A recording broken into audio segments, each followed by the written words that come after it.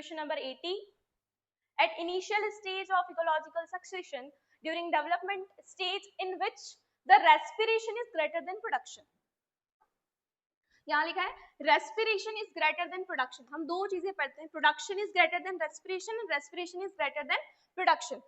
जब हम autotrophic succession की बात करते हैं तो ऑब्वियसली बात है यहाँ पे क्या आपको मिलता है, production is greater than the respiration. और हेटेरोट्रॉफिक सक्सेशन में क्या मिलता है, respiration is greater than the production. और यही पूछा था कि इनिशियल स्टेज में इकोलॉजिकल सक्सेशन के during development stage in which the respiration is greater than production. तो इसका आंसर आपका हो जाता है हेटेरोट्रॉपिक सक्सेशन. राइट, अच्छा क्वेश्चन था ये. Question number 81. ओके, अब ये वाला जो क्वेश्चन था वो थोड़ा अलग ही था. अलग था इन द सेंस ये वाला जो पोर्शन है नहीं मतलब पढ़ के जाते हैं बच्चे. ओके, थोड़ा सा आप देख सकते हैं यहाँ पे क्या पूछा गया है. Which of the following two pairs of the characters described by the Mendel. Again Mendel से रिलेटेड क्वेश्चन. आपको कितने सारे क्वेश्चन मिल गए, 4-5 क्वेश्चन मिल गए यहाँ पे. राइट, मेंडल से रिलेटेड क्वेश्चन है.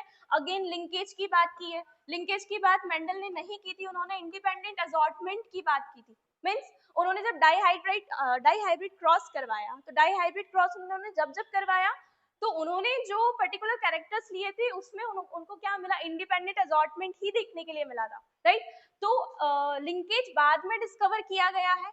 तो ऐसे कौन से कैरेक्टर थे जिनमें लिंकेज मिला था, और पूछा है कौन से इसमें है, क्रोमोसोम नंबर 4 पर है और साथ में लिंकेज भी शो कर रहा है. इसका ऑप्शन है पोर्ट शेप और फ्लावर की position.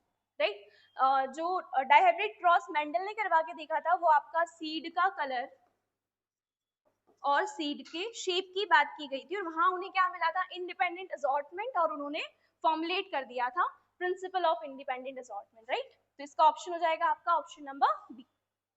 Next question, question number 82. In relation to operine held in concept, which of the following statements are correct?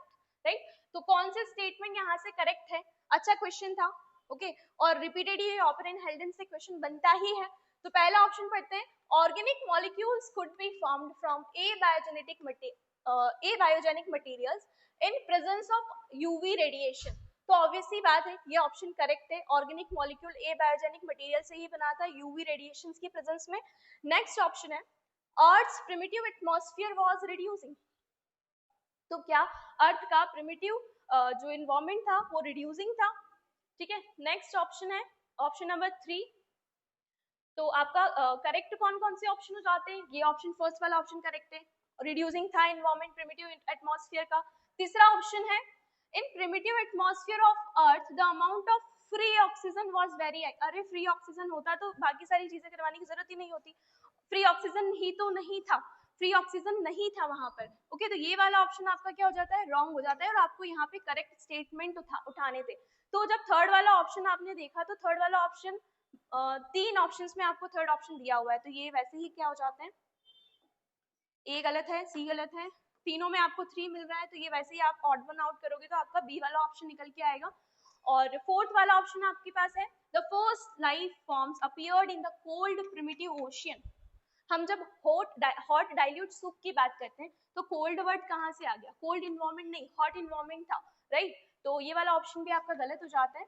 Okay, option आपके फर्स्ट, सेकंड और फिफ्थ यहाँ से सही हो जाते हैं. लिखा है the first life form were heterotrophic. तो सही बात है, पहले हेटेरोट्रॉपिक आए देन ऑटोट्रॉपिक है. Okay, anaerobic then aerobic. और साइनोबैक्टीरिया की जब हम बात करते हैं, राइट, तो ये वाला क्वेश्चन अच्छा लेवल का था, मतलब अच्छा क्वेश्चन है ये. क्वेश्चन नंबर 82, ऑप्शन नंबर इसका बी करेक्ट होगा. ये जो सेट है ये सी वाला सेट है बेटा, है ना. फिर नेक्स्ट है क्वेश्चन नंबर 83. क्वेश्चन नंबर 83 आपको दिया गया है in which period the first air breathing animal were evolved. Okay, कौन से पीरियड में फर्स्ट एयर ब्रीथिंग एनिमल्स जो है वो इवॉल्व हो गए थे. इसका सीधा सीधा आंसर था Silurian period. Direct factual based है क्वेश्चन, कुछ लोगों का गलत भी हो सकता है. Okay, question number 84. For the discovery of enzymatic process of RNA, who among the following shared the Nobel Prize with Thomas R. Chase. ठीक है। अब यहाँ पे अगर हम बात करें, जब भी मैं आपको पढ़ाती हूँ तो मैं हमेशा बोलती हूँ कोई टॉपिक अगर ऐसा आता है कि उस टॉपिक से रिलेटेड अगर नोबेल प्राइज मिला हुआ है तो मैं वहीं पे आपको मेंशन करवाती हूँ। जैसे मैंने इस बार जब मैं आपको इम्यूनोलॉजी पढ़ा रही थी तो इम्यूनोलॉजी में जब हमने रेगुलेटरी टी सेल की बात की थी और उसी टाइम पे जब इस बार का जो नोबेल प्राइज मिला था वो आपका ऑटो इम्यून से रिलेटेड है, रेगुलेटरी टी सेल से रिलेटेड था, उसका भी इस पेपर में क्वेश्चन पूछा गया है। यहाँ पर भी आपसे पूछा गया है नोबेल प्राइज से रिलेटेड। तो जब भी एग्जाम हो तो एक दो दिन पहले आप नोबेल प्राइज वाला जो लिस्ट है वो हमेशा पढ़ के जाएं, क्योंकि इंपॉर्टेंट होता है। नोबेल प्राइज से रिलेटेड क्वेश्चन आपको पूछे जा सकते हैं या फिर उन टॉपिक से रिलेटेड तो क्वेश्चन आपको पूछे जाते ही हैं, राइट। तो यहाँ पे जो आपको नोबेल प्राइज के बारे में क्वेश्चन पूछा गया है वो ये है कि एंजाइमेटिक प्रॉपर्टीज जो आरएनए की डिस्कवरी की गई थी तो वहां पे ये जो साइंटिस्ट थे इनके साथ में किसको मिला था, तो ये है इसका आंसर सिडनी अल्टमैन। ठीक है, अल्टमैन एंड सेज को मिला था ये Nobel prize. Next question, question number 85। Okay, ये भी डायरेक्ट फैक्चुअल क्वेश्चन है, याद रहता ही है, ल्यूसी। ओके, सबसे ओल्डेस्ट और कंप्लीट होमिनिड का स्केलेटन इसमें से किसका है, तो इसका आंसर होने वाला है बेटा Lucy. Question number 86, which of the following is not an example of convergent evolution? Okay, convergent evolution की बात की गई है, राइट। तो कन्वर्जेंट इवोल्यूशन का मतलब क्या, इस तरीके से हम स्ट्रक्चर से पढ़ते हैं कि पहले डिफरेंट थे अब सेम फंक्शंस करने लग गए, राइट। तो यहाँ पे आपको सीधा सीधा ऑप्शन दिख रहा था, इसको चूज करने का तरीका भी सिंपल होता है, जहाँ पे आपको डिफरेंट चीजें दिखाई दे उस ऑप्शन को आप चूज कर लो, ठीक है। यहाँ पे क्या लिखा है, कन्वर्जेंट इवोल्यूशन किसमें नहीं है, तो आपको देखना है किसमें आपका डाइवर्जेंट इवोल्यूशन है, किसमें डाइवर्जेंट इवोल्यूशन है। तो यहाँ पे आपका आ जाता है थॉर्न्स ऑफ बोगनवेलिया, ये अलग फंक्शन कर रहे होते हैं, और टेंड्रिल्स ऑफ कुकुम्बर अलग फंक्शन कर रही होती है, ठीक है। तो जिसके फंक्शंस डिफरेंट हो जाएंगे वो आपका डाइवर्जेंट इवोल्यूशन हो जाएगा। और स्वीट पोटैटो एंड पोटैटो ये आपका कन्वर्जेंट इवोल्यूशन का एग्जाम्पल है। आई सेम ही काम कर रही है ऑक्टोपस की और ह्यूमन की। और flippers of penguin and dolphin, तो ये भी ये तीनों के तीनों ऑप्शन ए बी और डी जो है वो कन्वर्जेंट इवोल्यूशन का है, और सी वाला ऑप्शन जो है वो आपका होमोलोगस आपका कौन सा हो जाएगा, डाइवर्जेंट इवोल्यूशन का हो जाएगा, right. Question number 87, which of the following is not related with most of the mutations described by the Eugenides in Oenothera lamarckiana? अब जब यूजोडिवरिस ने म्यूटेशंस की बात की थी तो उन्होंने बहुत छोटे लेवल पे बात नहीं की थी, उन्होंने कहा था कि मतलब बड़े लेवल पे म्यूटेशंस की बात की थी। बड़े लेवल पे म्यूटेशंस इन द सेंस जैसे आपको ऑप्शंस में दिखाई दे रहा है, म्यूटेशन जो है वो किस रीजन से हो सकता है, स्ट्रक्चरल वेरिएशन से हो सकता है कि क्रोमोसोम में कोई स्ट्रक्चर में वेरिएशन आ जाए उसके कारण म्यूटेशन की इन्होंने बात की। दूसरा, न्यूमेरिकल वेरिएशंस आ जाए क्रोमोसोम में, तो ये भी इन्होंने बात की थी यूजोडिवरिस ने। तीसरा, एबनॉर्मल मियोसिस की इन्होंने बात की थी, जिसमें आप मियोसिस में जब एबनॉर्मलिटी आ जाती है तो हम जो भी म्यूटेशंस की बात करते हैं तो ये आपके बड़े लेवल पे म्यूटेशंस होते हैं, राइट। ये पॉइंट म्यूटेशन क्या है आपका, जीन म्यूटेशन की बात हो रही है। तो जीन म्यूटेशन की बात आपकी किसने नहीं की थी बेटा, यूजोडिवरिस ने नहीं की थी। अगर आपको नहीं भी समझ आ रहा है तो आप ऑड वन आउट भी कर सकते हो ना यहाँ से, है ना, कि एक टाइप के ऑप्शंस कौन से हैं, दूसरे टाइप का कौन सा है, ठीक है। मैक्सिमम क्वेश्चन इसी बेसिस पे। नेक्स्ट, अगेन साइंटिस्ट के नेम से क्वेश्चन, आपके 4-5 क्वेश्चन तो मिलते ही आपको साइंटिस्ट के नेम के, राइट। तो क्वेश्चन नंबर 88 की हम बात करते हैं। Originally, the hypothesis of molecular clock was proposed by, तो इसका सीधा सीधा आंसर था, अगर आप लोगों ने पढ़ा होगा याद होगा तो आप इस क्वेश्चन को सही कर सकते थे, अदरवाइज रॉन्ग हो सकता है, कोई बड़ी बात नहीं है, राइट।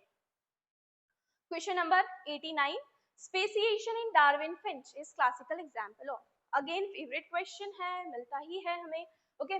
जब भी हम डार्विन फिंचेस के बारे में बात करते हैं, राइट, तो हम गैलापागोस आइलैंड की बात करते हैं, हम कहते हैं जो डार्विन की फिंचेस है वो अच्छा एग्जाम्पल है किसका, एलोपेट्रिक स्पेसिएशन का। किसका एग्जाम्पल होता है बेटा, एलोपेट्रिक स्पेसिएशन का एग्जाम्पल होता है। साथ ही साथ ये किसका, जब हम डार्विन फिंच की बात करते हैं तो एक टाइप की जो फिंच थी वो डिफरेंट बिक्स के साथ में हो जाती है, तो यहाँ पे हम क्या बोलते हैं, इसको डाइवर्जेंट इवोल्यूशन बोलते हैं, तो ये उसका भी एग्जाम्पल है, राइट। नेक्स्ट, डाइवर्जेंट इवोल्यूशन से भी क्वेश्चन आ सकता है इसमें, और यहाँ पे जैसे आपसे पूछा गया है एलोपेट्रिक स्पेसिएशन का एग्जाम्पल होता है speciation in Darwin finches. Next question, at what age A normal human infant can recognize photograph of his और हर मदर. अब ये कैसा क्वेश्चन था, राइट अब इस क्वेश्चन पे कोई आंसर मैं तो नहीं दूंगी, राइट क्योंकि डिपेंड करता है पीएससी पे कि वो इसका क्या आंसर चूज करे. अब क्वेश्चन ये था कि जो ह्यूमन इन्फेंट होता है वो कितनी एज में अपने मदर की फोटो को रिकॉग्नाइज करने लगता है, राइट अब कॉन्ट्रोवर्शियल है, राइट अलग अलग आप जब रिसर्च पेपर पढ़ोगे तो आपको अलग अलग आंसर्स वहाँ पे मिलेंगे, इसलिए मैं इस पर्टिकुलर क्वेश्चन का कोई आंसर यहाँ पे नहीं देना चाहती हूँ, राइट पीएससी पे डिपेंड करता है कि और आपकी किस्मत है कि कौन सा वाला आपका ऑप्शन करेक्ट होता है, right. Question number 91, question number 91 अच्छा क्वेश्चन था. अगर एक पॉइंट इसमें से याद रखना था, अगर किसी ने पढ़ा है मैंने जब नोट्स आपको लिखवाए थे वहां पे ये वाला पॉइंट लिखवाया है मैंने, और बहुत अच्छा क्वेश्चन है ये. इसमें पूछा गया है कि क्या रीजन है कि डीएनए मॉलिक्यूल जब स्टेनिंग की जाती है इथिडियम ब्रोमाइड के साथ में तो वो माइग्रेट करता है slowly during the gel electrophoresis. अब देखो किसी चीज की बाइंडिंग हो जाना मींस इथिडियम ब्रोमाइड की बाइंडिंग डीएनए से हो जाने के कारण स्लोली नहीं होता है वो, जैसे यहाँ पे लिखा हुआ है कि इसमें से कौन सा ऑप्शन आपको करेक्ट बताना है कि इसमें से कौन सा रीजन है जिसके कारण इथिडियम ब्रोमाइड की बाइंडिंग मतलब इथिडियम ब्रोमाइड ऐसे क्या चेंजेस कर रहा है डीएनए में कि वो जेल इलेक्ट्रोफोरेसिस में माइग्रेट करते टाइम उसका माइग्रेशन क्या हो गया है, स्लो हो गया, राइट. तो यहाँ पर सबसे पहला option ethidium bromide tightly binds the DNA कि इथिडियम ब्रोमाइड जो है वो टाइटली बाइंड कर दे रहा है डीएनए को, ठीक है. दूसरा ऑप्शन है it increases the linking number of DNA. तीसरा ऑप्शन दिया है it decreases the rate number of DNA. तो सबसे करेक्ट ऑप्शन की तरफ हम जाए तो ये जो हम इथिडियम ब्रोमाइड के बारे में पढ़ते हैं कि जब भी इथिडियम ब्रोमाइड डीएनए से क्या करता है हम स्टेनिंग उसकी करवाते हैं तो ये डीएनए को अनवाइंड कर देता है, इसकी सुपर कॉइलिंग चेंज होती है और ये अनवाइंड कितनी डिग्री से कर देता है बेटा 26 डिग्री से कर देता है, ये मैंने पॉइंट लिखवाया हुआ है आपको, ठीक है. तो अनवाइंड कर देता है डीएनए को 26 डिग्री से और यही रीजन है कि जो डीएनए है वो जेल इलेक्ट्रोफोरेसिस में क्या करेगा स्लोली मूव करेगा, राइट. तो इसका ऑप्शन नंबर डी होना चाहिए.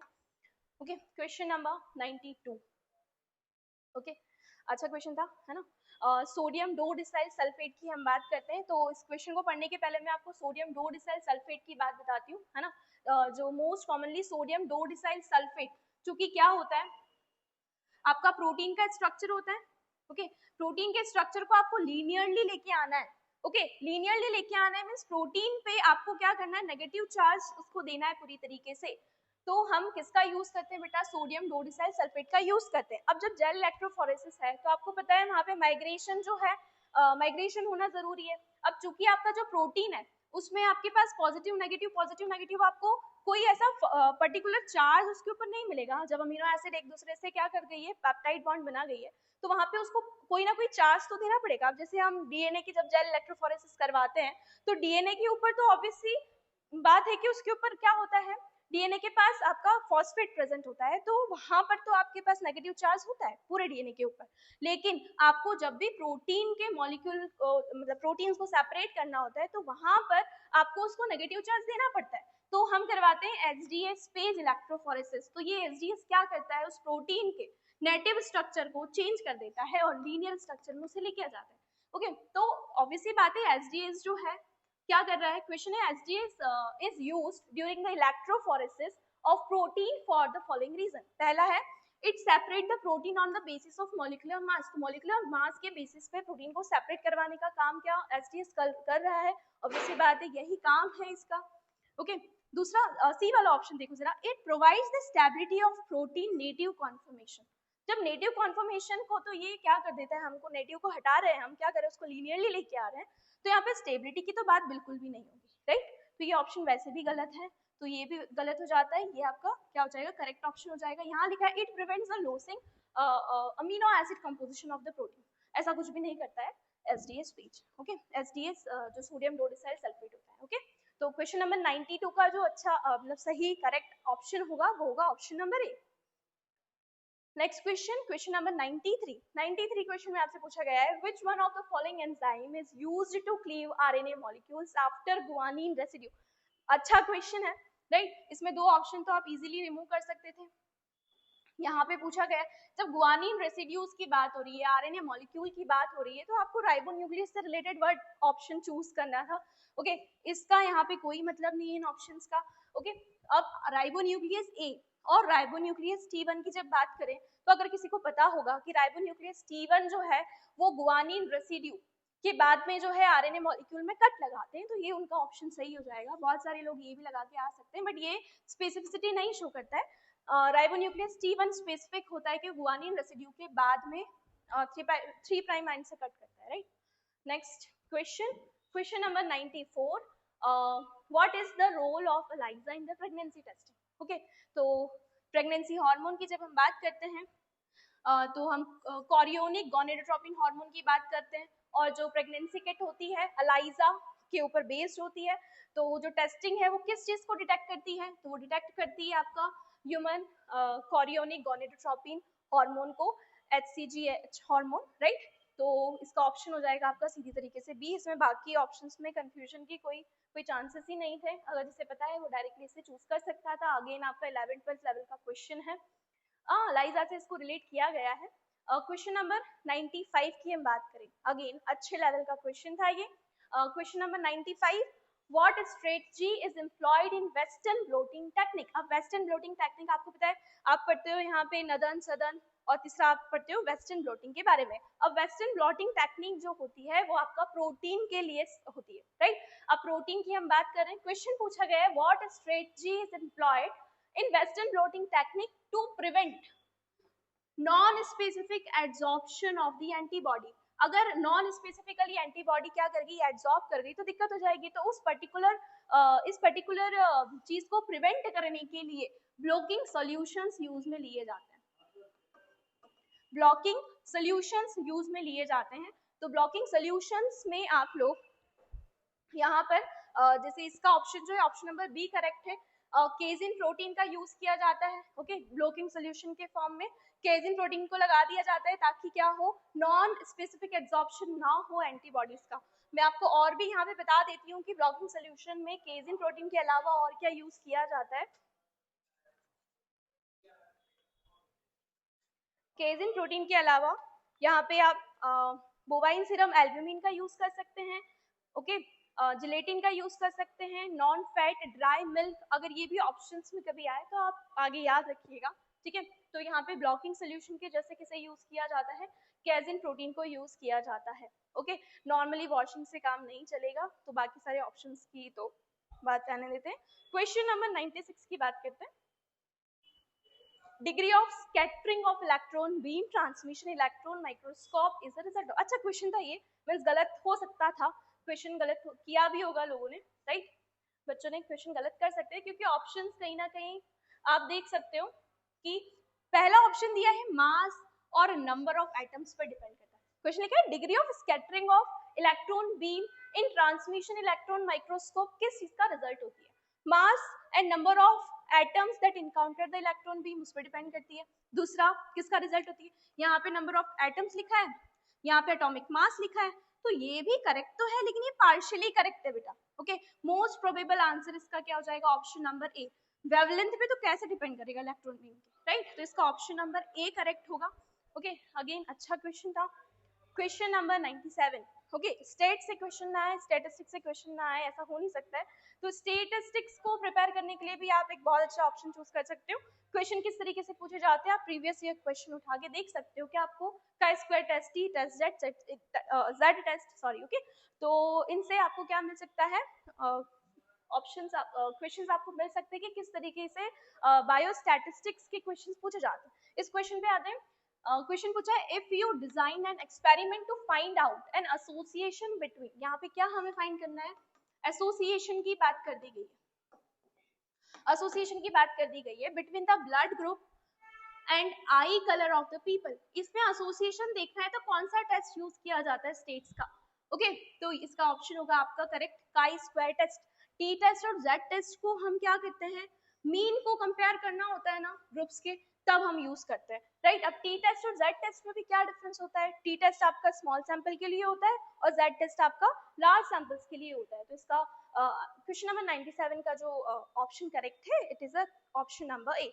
नेक्स्ट क्वेश्चन, क्वेश्चन नंबर 98, अच्छा सा क्वेश्चन था, है ना, डायरेक्ट क्वेश्चन है। अगर आपने पैच क्लैम्प टेक्निक पढ़ी है, आपको पता है, तो ये क्वेश्चन आप इजीली सॉल्व कर सकते थे। Patch clamp is a technique which is used in estimating. किसको एस्टिमेट करने के लिए पैच क्लैम्प टेक्निक का यूज किया जाता है? तो ऑप्शन नंबर यहाँ पे सी में लिखा है, activity of ion channels in the membrane of the cell. इस आयन चैनल की जो एक्टिविटी होती है उसको मेजर करने के लिए, राइट, पैच क्लैम्प टेक्निक का यूज किया जाता है. तो ऑप्शन नंबर सी इसका करेक्ट है. Next question, question number 99.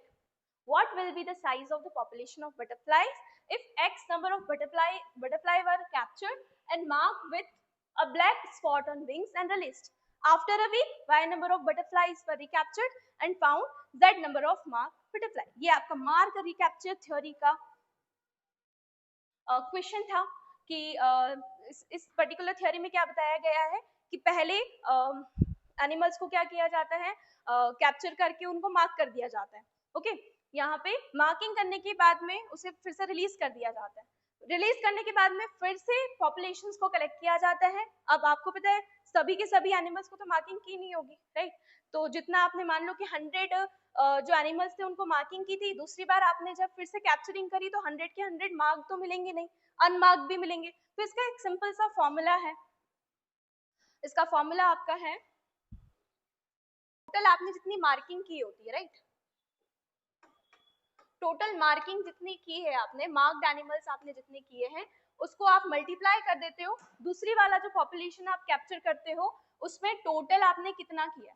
ठीक है, टोटल आपने कैप्चरिंग सेकंड वाली पॉपुलेशन में कितना किया है, फर्स्ट वाली पॉपुलेशन में आपने जितने कैप्चर किए थे कितने को मार्क किया है, डिवाइड बाय आपको कितने मार्क्ड एनिमल्स मिले हैं सेकंड वाली पॉपुलेशन में, राइट. तो इस हिसाब से आपका जो ऑप्शन होता है यहाँ पे किस तरीके से आपको बताया गया है, एक बार क्वेश्चन फिर से पढ़ते हैं.